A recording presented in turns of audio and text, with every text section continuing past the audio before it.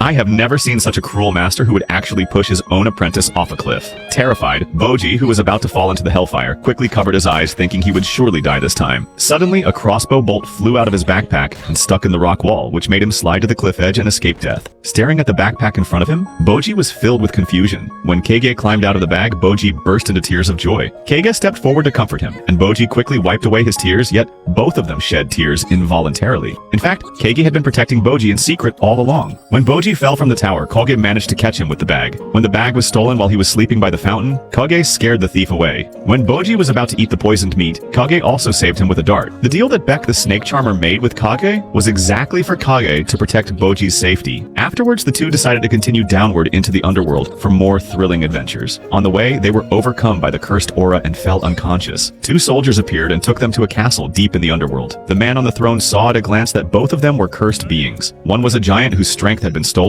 and the other was a member of the Shadow Clan, hated by the gods and transformed in form. It was precisely because of this that they had survived. The man slammed his scepter on the ground, jolting bujii and Kage awake. The man on the throne then recognized bujii as King Boss's son, and mocked him for being incompetent and losing the throne to his younger brother. Bujii hung his head in shame, while Kage, filled with anger, immediately retorted that they had come to the underworld to become stronger. They had heard there was a man in the underworld who could make ordinary people powerful, and they had come to find him to train bujii. The man laughed mockingly again and then said, "I am the one you are looking for." The man on the throne was none other than Daisha, the second strongest man in the world and the king of the underworld. Daisha wanted to test bujii's strength, so he sent his powerful captain of the underworld knights to fight bujii. Ostensibly, it was a test for bujii, but in reality, he only intended to humiliate him. Upon hearing that their opponent was the captain of the underworld knights, Kage immediately grew panicked, for these knights not only possessed the power to destroy the world, but were also extremely relentless. Yet bujii felt no fear at all. Instead, he was full of confidence and struck the knight's armor with all his strength. The captain of the knights looked utterly dumbfounded by the feeble attack.